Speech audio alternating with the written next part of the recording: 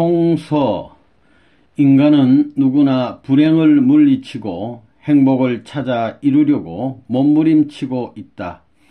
개인의 사소한 일로부터 역사를 좌우하는 큰 일에 이르기까지 그것들은 결국 하나같이 보다 행복해지려는 삶의 표현인 것이다. 그러면 행복은 어떻게 될 때 오게 되는 것인가? 인간은 누구나 자기의 욕망이 이루어질 때 행복을 느끼게 된다. 욕망이라고 하면 우리는 흔히 그 본의를 흐려서 생각하기 쉽다.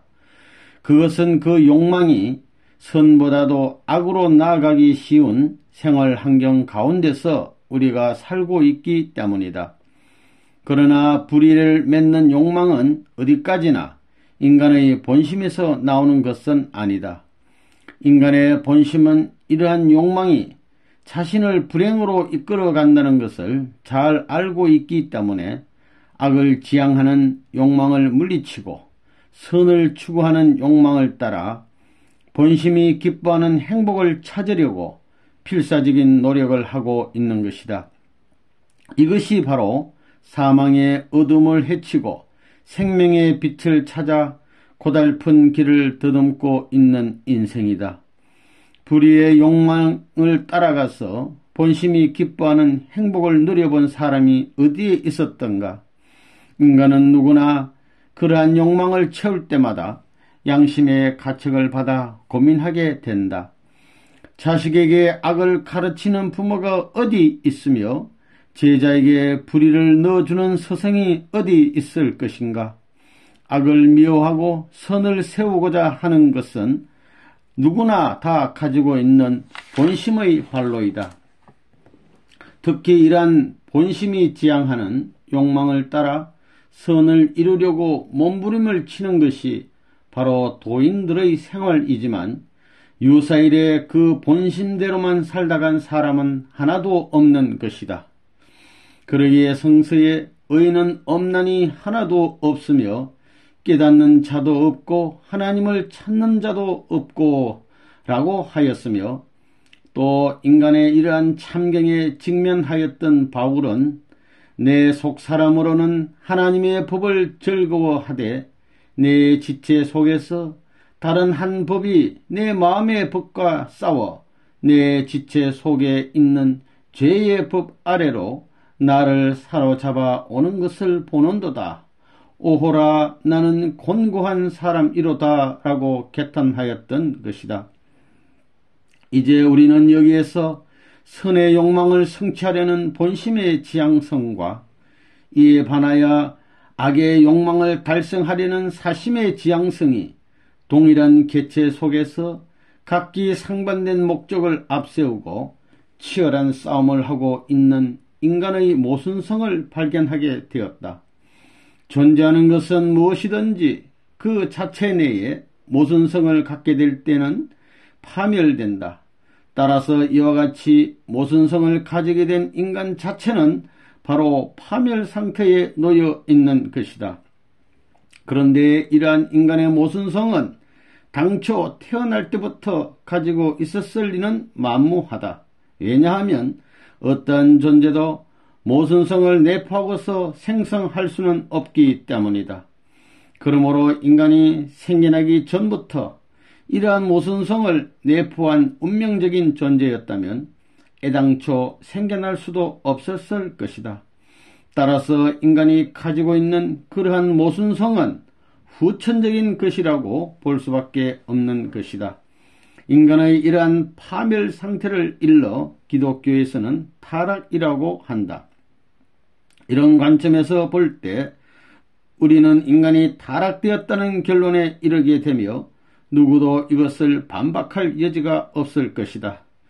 인간은 이와 같이 타락되어 자기 파멸에 이르고 있는 것을 알고 있기 때문에 사심으로부터 오는 악의 욕망을 물리치고 본심으로부터 일어나는 선의 욕망을 따라 하나의 목적을 지향하는 것으로서 그 자체의 모순성을 제거하려고 필사적인 노력을 하고 있다. 그러나 애석하게도 우리는 궁극에 있어서 선과 악이 무엇인가 하는 문제를 풀지 못하고 있다. 이를테면 유실론과 무실론을 두고 볼 때 그 중에 어느 하나가 선이라고 하면 다른 하나는 악이 될 것인데 우리는 아직까지 이에 대한 절대적인 정설을 가지고 있지 못하다.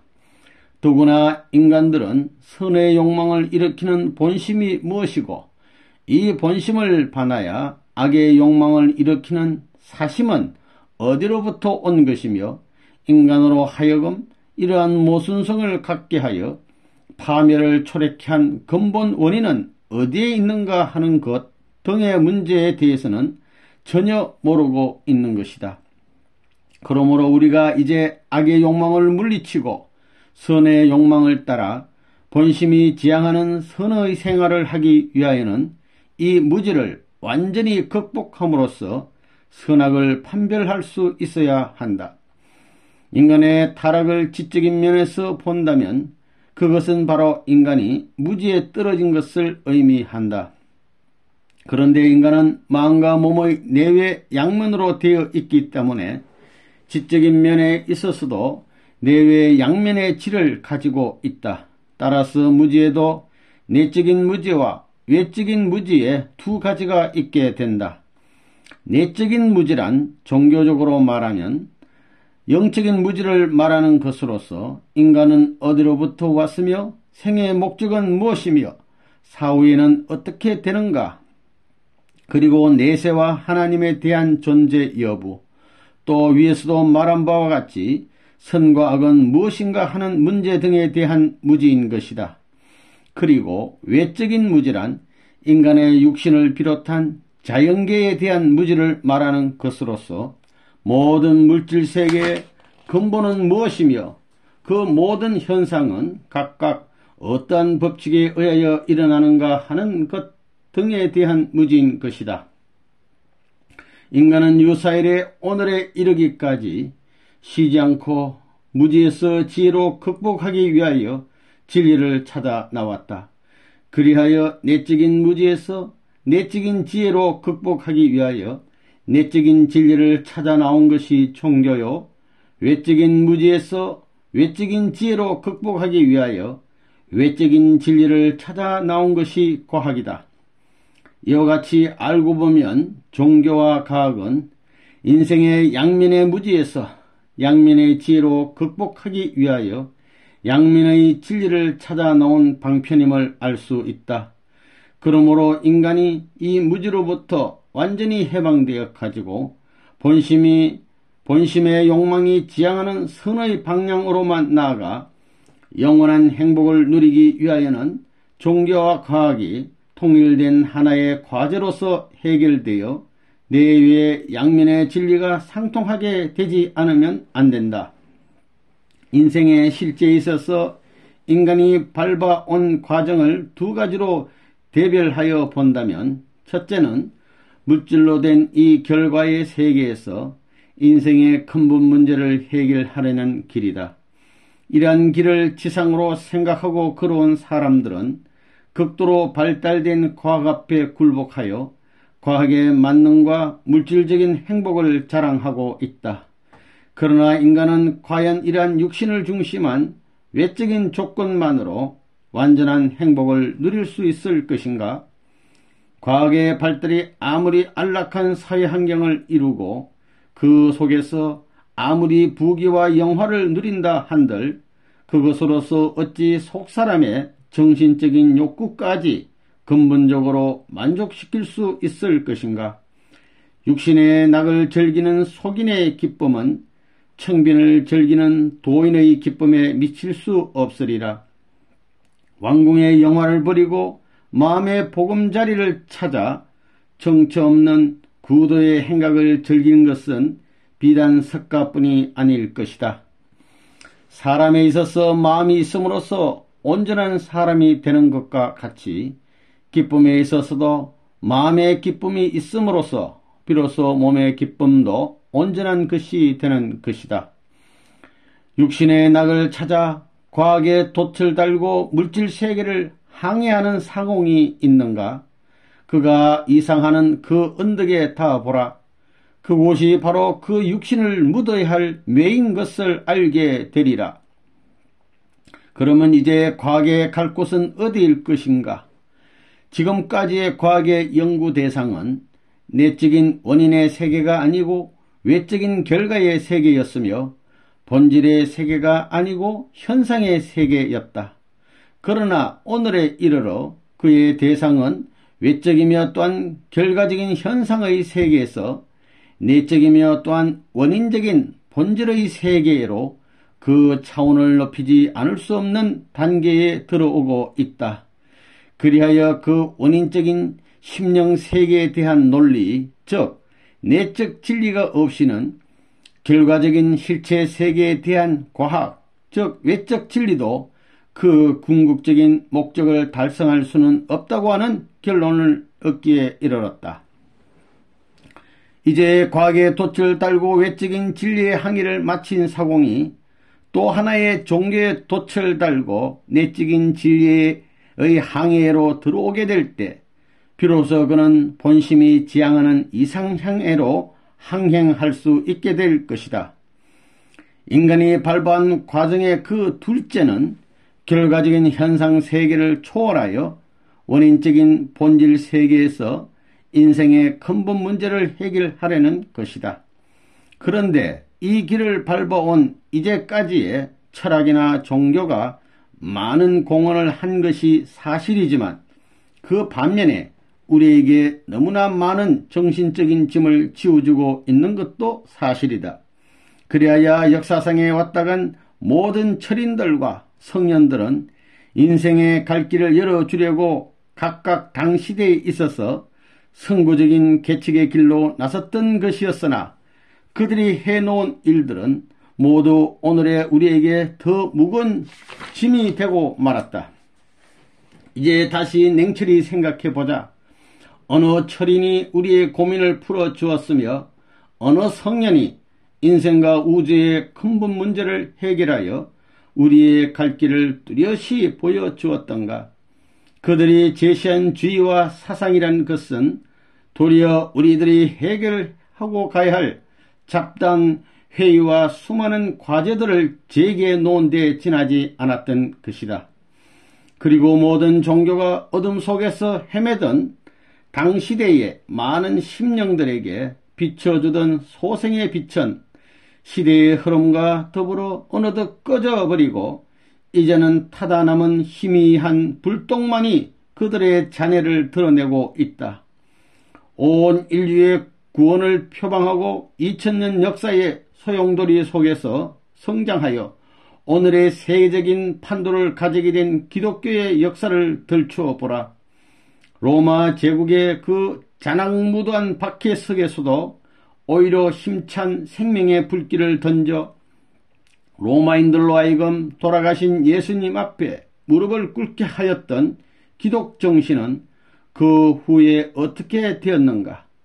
이윽고 중세의 봉건 사회는 기독교를 산채로 매장해 버리고 말았던 것이다. 이 무덤 속에서 새로운 생명을 절규하는 종교개혁의 봉화는 들렸었으나 이 불길도 격동하는 어둠의 물결을 막아낼 수는 없었다. 에클레시아의 사랑이 꺼지고 자본주의의 제욕의 바람이 유럽의 기독교 사회를 휩쓸어 기아에 흐덕이는 수많은 서민들이 빈민굴에서 아우성칠 때 그들에 대한 구원의 함성은 하늘이 아닌 땅으로부터 들려왔던 것이다. 그것이 바로 공산주의다. 하나님의 사랑을 부르짖고 나선 기독교가 그 구호만을 남긴 에클레시아의 잔해로 돌아갔을 때 거기에서 그렇게 무자비한 하나님은 있을 수 없다고 하는 반기가 들렸던 사실은 있을만하기도 하다. 이렇게 되어 나타난 것이 바로 유물사상이다.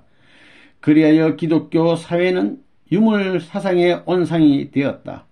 공산주의는 이 온상에서 좋은 걸음을 흡수하면서 무럭무럭 자랐다.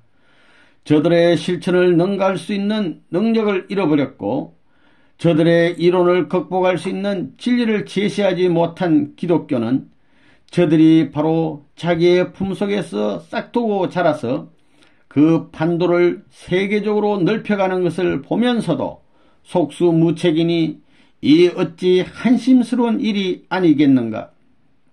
그뿐 아니라 온 인류가 한 부모의 후예임을 교리로서 가르치고 또 그와 같이 믿고 있는 기독교 국가에 바로 그 국민들이 다만 피부의 빛깔이 다름을 인하여 그 형제들과 자리를 같이 할 수 없게 된 현실은 그리스도의 말씀에 대한 실천력을 잃어버리고 회칠한 무덤같이 형식화해버린 현아 기독교의 실상을 드러내고 있는 그 대표적인 예라 하겠다. 이와 같은 사회적인 비극은 인간의 노력에 따라서는 종식될 날이 올는지 모른다. 그러나 인간의 노력으로는 도저히 수습할 수 없는 사회악이 또 있다. 엄난이 바로 그것이다. 그러므로 기독교의 교리는 이것을 죄 중에 가장 큰 죄로 다루고 있으면서도 오늘의 기독교 사회가 현세인들이 몰려가는 이 윤락의 길을 막을 수 없게 되었으니 이 또한 얼마나 눈물겨운 실정인가. 이와 같이 오늘의 기독교가 이러한 세대의 흐름 가운데서 혼돈되고 분열되어 폐륜의 와중으로 끌려 들어가고 있는 생명들에 대하여 속수무책으로 바라보고만 있는 현실은 무엇을 의미하는 것인가? 이것은 바로 종래의 기독교가 현대 인류에 대한 구원 섭리에 있어서 얼마나 무능한 입장에 있는가 하는 사실을 여실히 증명하는 것이라고 볼 수밖에 없는 것이다. 그러면 내적인 진리를 찾아 나오던 종교인들이 오늘에 이르러 그 본연의 사명을 다하지 못하게 된 원인은 어디에 있는 것일까?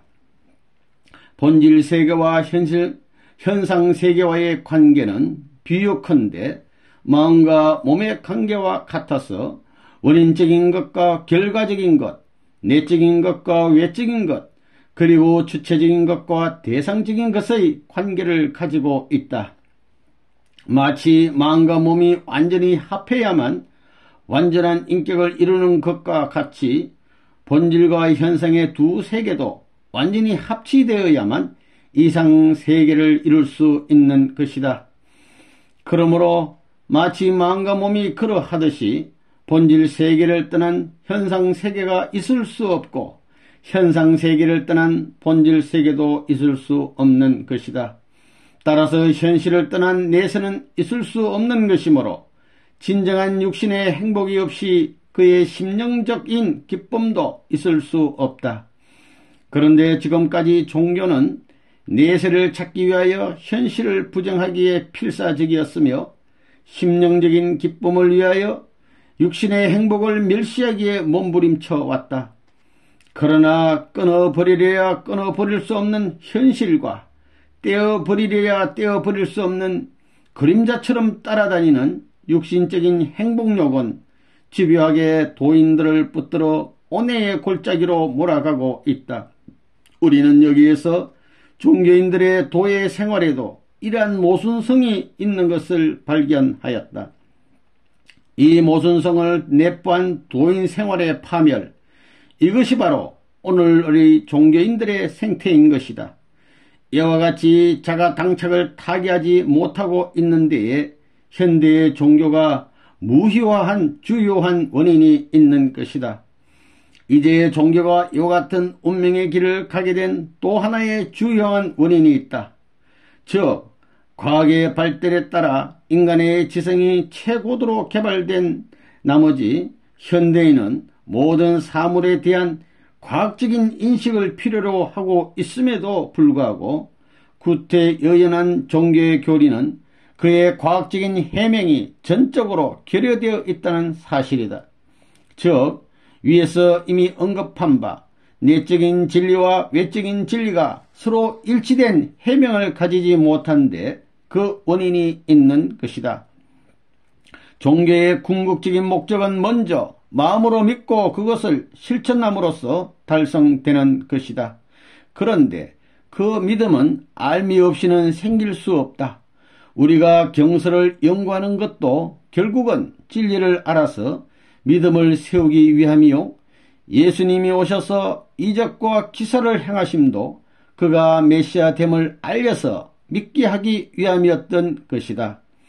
그리고 안다는 것은 곧 인식하는 것을 의미하는 것인데, 인간은 논리적이며 실정적인 것, 즉 과학적인 것이 아니면 인식할 수 없으며, 따라서 그것을 알아가지고 믿는 데까지 이를 수도 없게 되어 결국 종교의 목적을 달성할 수 없게 되는 것이다. 이와 같이 내적인 진리에도 논정적인 해명이 필요하게 되어 종교는 오랜 역사의 기간을 통하여 그 자체가 과학적으로 해명될 수 있는 시대를 추구해 나왔던 것이다. 이와 같이 종교와 과학은 인생의 양면의 무지를 타개하기 위한 사명을 각각 분담하고 출발하였기 때문에 그 과정에 있어서는 그것들이 상충하여 서로 타협할 수 없을 것 같은 양상을 보여왔으나, 인간이 그 양면의 무지를 완전히 극복하여 본심이 요구하는 선의 목적을 완전히 이루자면 어느 때든지 과학을 찾아 나온 종교와 종교를 찾아 나온 과학을 통일된 하나의 과제로서 해결해주는 새 진리가 나와야 하는 것이다.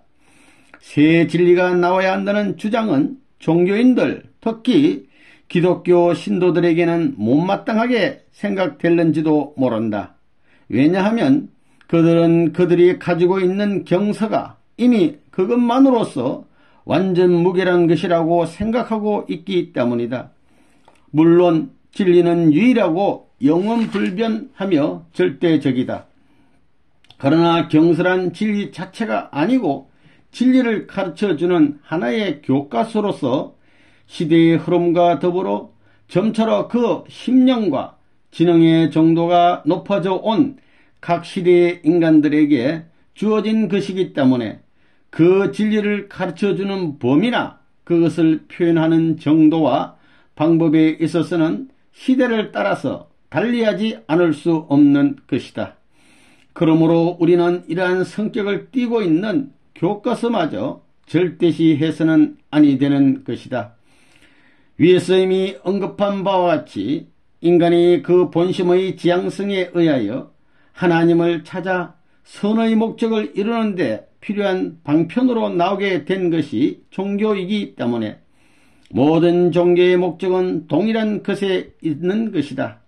그럼에도 불구하고 그 사명 분야와 그를 대하는 민족에 따라 또 시대의 흐름에 따라 위와 같은 이유로 그 경서를 서로 달리하게 되는 데서 필연적으로 각양각이한 종교가 나오게 되는 것이다.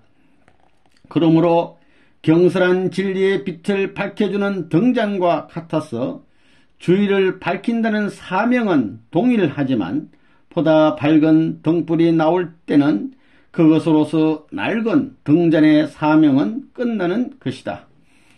위에서 논한 바와 같이 오늘의 어떠한 종교도 현세인들을 사망의 어두운 골짜기에서 생명의 밝은 빛 가운데로 인도해낼 수 있는 능력을 발휘하지 못하고 있기 때문에 이제는 새 빛을 발하는 새 진리가 나와야 한다는 것이다. 이와 같이 새로운 진리의 말씀을 주실 것은 성서 가운데서도 여러 군데 기록되어 있는 것이다. 그러면 그 새 진리는 어떠한 사명을 다해야 할 것인가?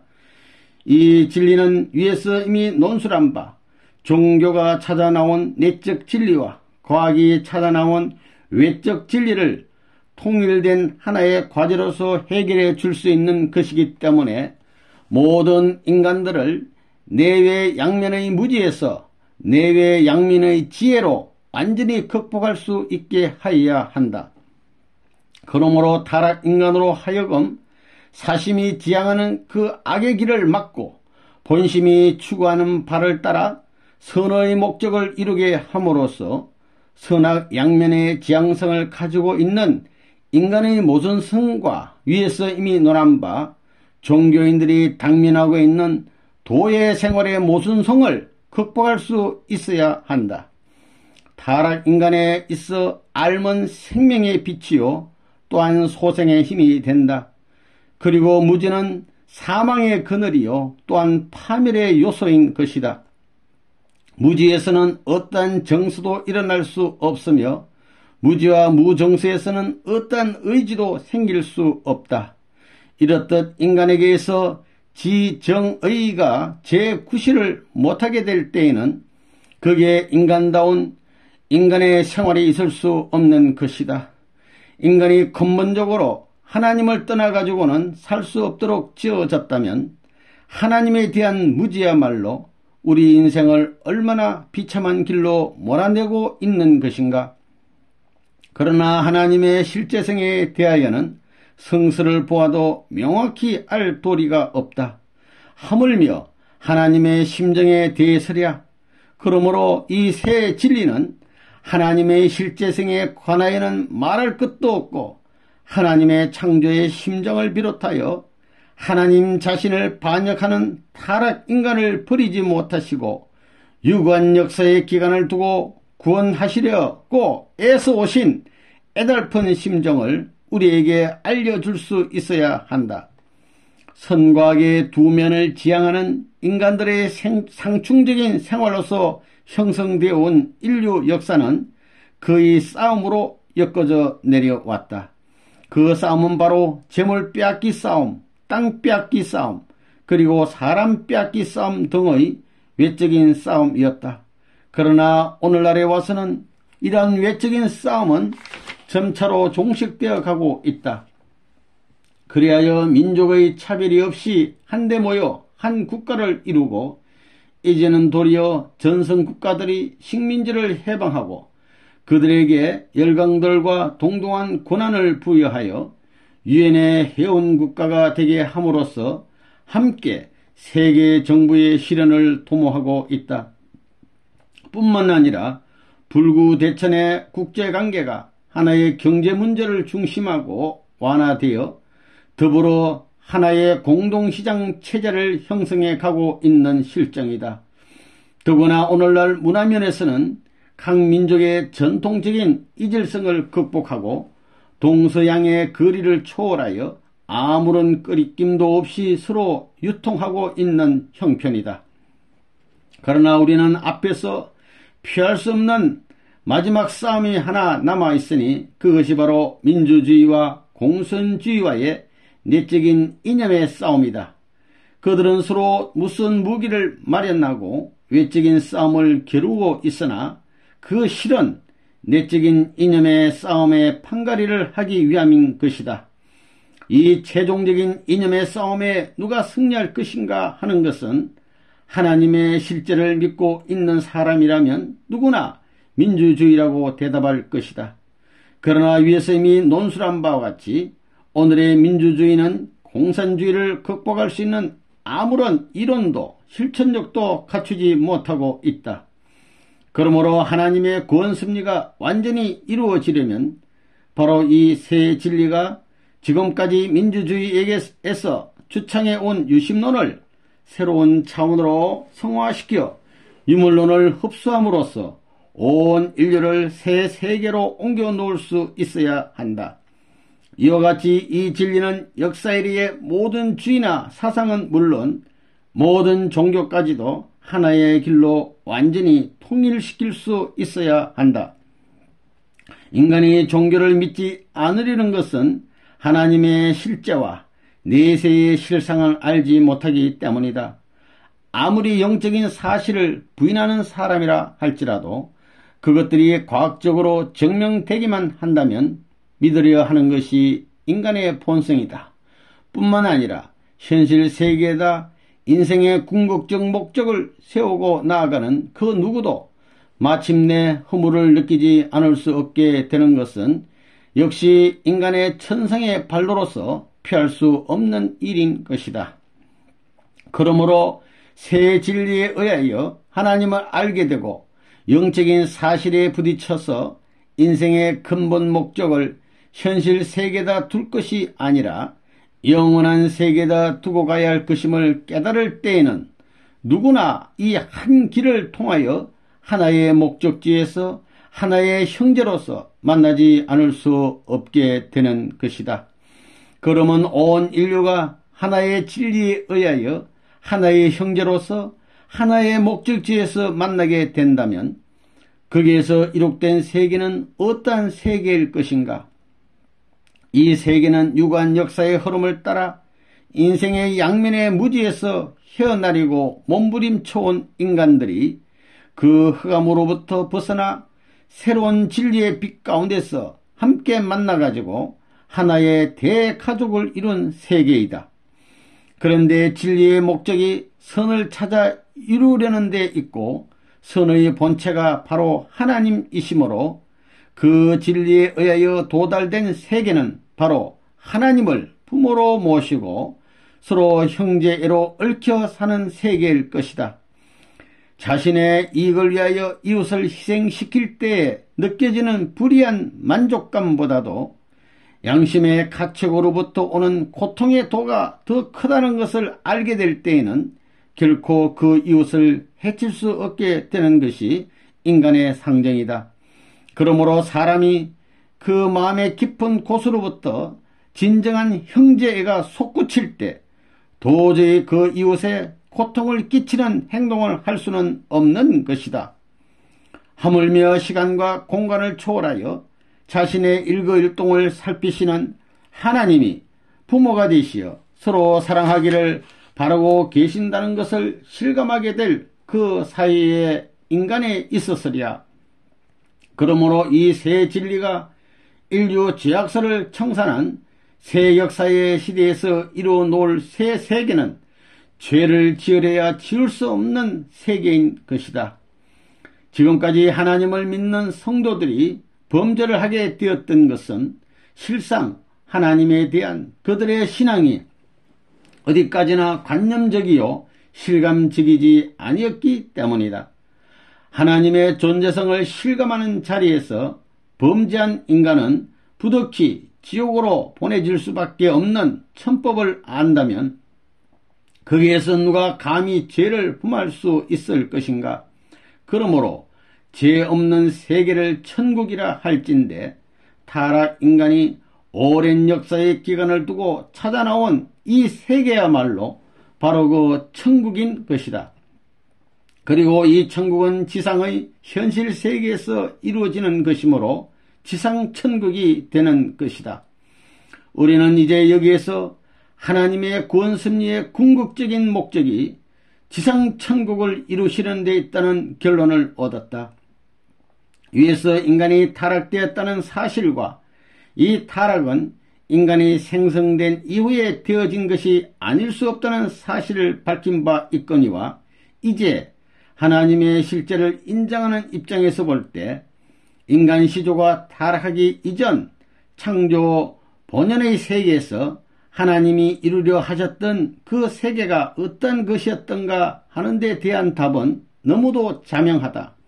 그에 관하여는 전편 제3장에서 논하겠거니와 그 세계야말로 하나님의 창조 목적이 이루어진 지상천국인 것이다.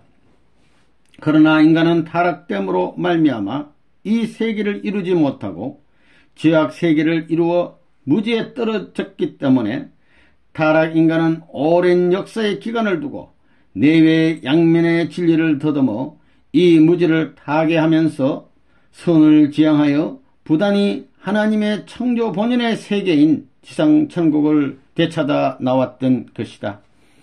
우리는 여기에서 인류 역사는 하나님의 창조 목적을 완성한 세계를 복귀하여 나아가는 섭리 역사라는 사실을 알았다.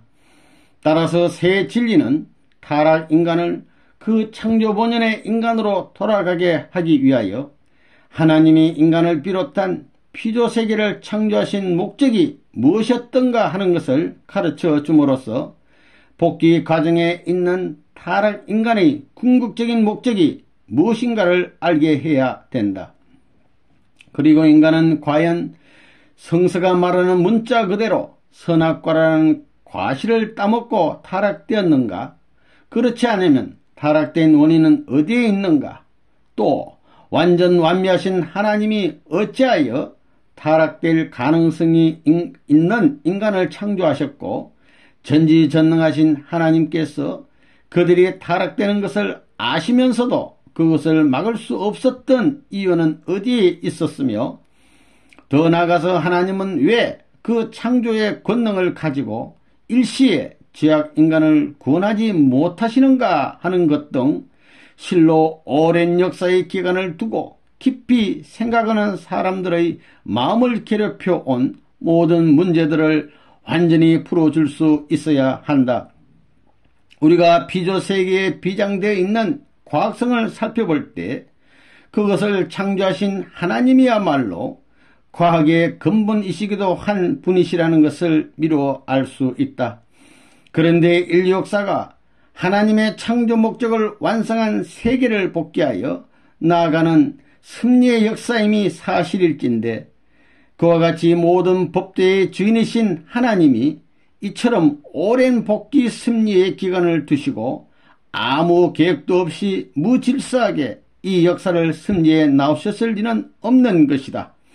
그러므로 인류의 재앙 역사가 어떻게 출발하여 어떠한 공식적인 승리의 과정을 거쳐서 어떠한 모양으로 종결되어 어떠한 세계로 들어갈 것인가를 아는 것은 우리에게 긴절한 문제가 아닐 수 없다.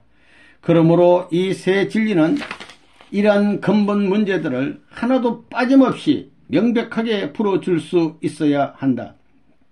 이러한 문제들이 명확하게 풀려지게 될 때 우리는 역사를 계획하시고 이끄시는 어떠한 주체, 곧 하나님이 계시다는 것을 더욱 부인할 수 없게 될 것이며 따라서 이 역사상에 나타난 모든 사실들이 바로 타락 인간을 구원하여 나오신 하나님의 심정의 반영이었다는 것을 깨닫게 될 것이다. 또 새 진리는 오늘날 문화권 형성의 세계적인 사명을 띠고 있는 기독교의 많은 난해한 문제들을 명백히 풀어줄 수 있어야 한다. 지성인들은 누구나 단순히 예수님은 하나님의 아들이시오 인류의 구조라는 정도의 지식만으로는 만족할 수 없기 때문에 이 문제에 대한 보다 깊은 뜻을 체득하기 위하여 지금까지 신학계에서는 많은 논쟁을 벌여 나왔던 것이다. 그러므로 새 진리는 하나님과 예수님과 인간과의 창조 원리적인 관계를 밝혀주어야 한다. 뿐만 아니라 이에 못지않게 난해한 문제로 되어 있는 삼위일체에 대하여도 근본적인 해명이 없어서는 안 될 것이다. 그리고 하나님의 인류에 대한 구원은 어찌하여 그 독생자로 하여금 십자가에 달려 피를 흘리게 하셨으면 가능하였던가 하는 것도 응당 풀고 넘어가야 할 문제인 것이다.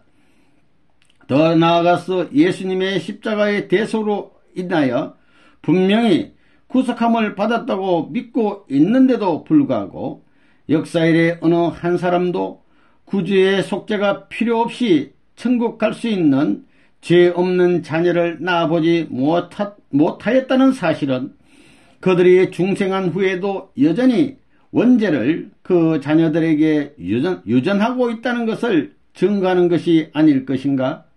이러한 실정적인 사실로 보아 십자가 대속의 한계는 과연 어디까지인가 하는 것이 커다란 문제가 되지 않을 수 없는 것이다.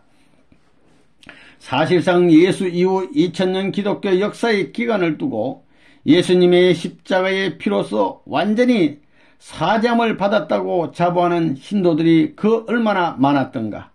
그러나 실제에 있어서 죄 없는 개인이나 가정이나 사회를 이루어본 일은 한 번도 없었을 뿐만 아니라 위에서 이미 논한 바와 같이 날이 가고 해가 거듭할수록 기독 정신은 점점 쇠미해 가고 있는 것이 사실일진데 지금까지 우리가 믿어온 바 십자가 대속의 완전 속죄와 그 결과적 사실의 불일치에서 초래되는 모순을 무엇으로서 어떻게 합리화할 것인가 하는 것 등 우리를 궁지에 빠뜨리고 있는 난문제들이 허다하다.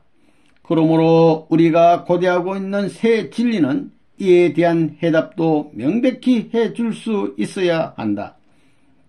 뿐만 아니라 이 진리는 예수님이 왜 재림하셔야 하며 또 그의 재림은 언제 어디로 어떻게 하실 것인가 하는 것과 그때의 타락 인간의 부활은 어떻게 이루어질 것이며 천변지의가 일어나서 하늘 땅이 불에 소멸되어 없어질 것이라고 기록되어 있는 말씀은 무엇을 의미하는 것인가 하는 것 등 상징과 비유로 기록되어 있는 성서의 허다한 난문제들을 이미 예수님 자신이 직접 말씀하신 바와 같이 비사로서가 아니고 누구나 공통하게 알 수 있도록 밝히 가르쳐 줄 수 있어야 한다. 이러한 진리로서만 비유와 상징으로 되어 있는 성고를 저마다 각양각이하게 해석함으로 인하여 일어나는 교파 분열의 필연성을 지향하고 그것들을 통일할 수 있게 될 것이다. 이와 같이 인간을 생명의 길로 인도하는 이 최종적인 진리는 어떠한 경사나 문헌에 의한 종합적인 연구의 결과로나 혹은 어떠한 인간의 두뇌에서 나올 수는 없는 것이다. 그러므로 이미 성서의 많은 백성과 나라와 방언과 임금에게 다시 예언하여야 하리라고 말씀한 바와 같이 이 진리는 하나님의 계시로서 우리에게 나타나지 않으면 아니 된다. 그런데 하나님은 이미 이 땅 위에 인생과 우주의 근본 문제를 해결하시기 위하여 한 분을 보내셨으니 그분이 바로 문선명 선생이시다.